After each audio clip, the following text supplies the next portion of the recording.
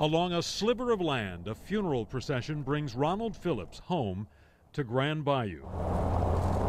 First by land, then down the bayou. The 65-year-old man they called Killa takes his last ride. Friends and family crowd onto an oyster boat for the half-mile trip to a small cemetery, which, like the homes here, is accessible only by boat. My brother's one of a kind. And he can't, but everything he do is for people. It'll take me forever to let him go, if I let him go. I never went a place with him that somebody didn't know him. The Native American people have been living in the area for centuries, long before there was a New Orleans. Members of the Atakapa Ishak tribe live off the land. Oh yeah, that's without a doubt. Strictly off the land. Very seldom we go to the store, Like their neighbors, Maurice and Karen Phillips have been hit hard by a series of natural and man-made disasters.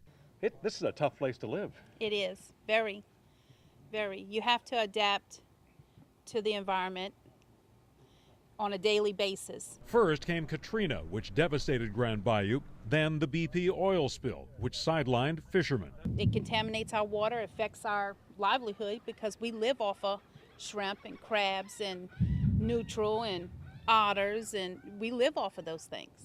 I guess starting with Hurricane Betsy in '65, Camille in '69. Dave Satanovich has been coming here since he was 10 years old. He knows the place and the people. You see that tree line out there? That was part of the old Grand Chenier Ridge. And that's like a old natural buffer. Much of the land that once protected this place is gone. Dissected by oil and gas canals, chewed away by salt water, cut off from the Mississippi River. See, this is part of the Louisiana that used to be. As recently as 1980, a couple hundred people lived here. When you hear about Louisiana coastal communities being abandoned, it's not some theory. It's happening in Grand Bayou.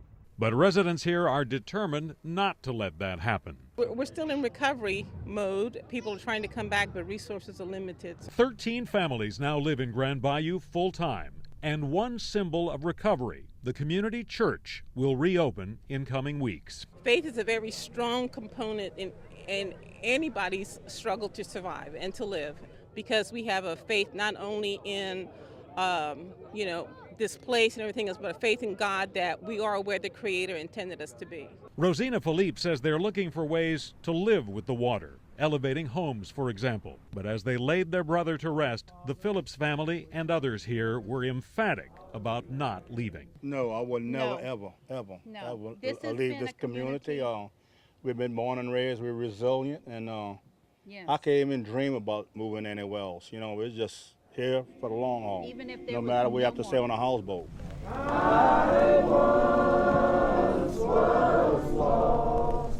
The whole family is here. Mom, my dad, my sister, my aunt, my uncles.